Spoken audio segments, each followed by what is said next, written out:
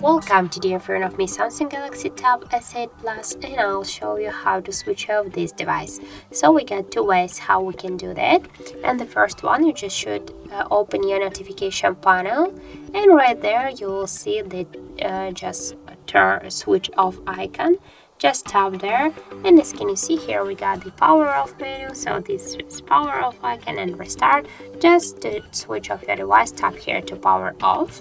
And also the second way, you just should press here on the upside of our device the power key, and here you'll see also the power off menu. Just tap once on power menu and click here to confirm again.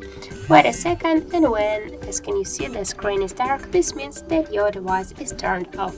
So that's it. Thank you guys for watching, and if you find this video helpful, don't forget to leave a like, comment and to subscribe our channel.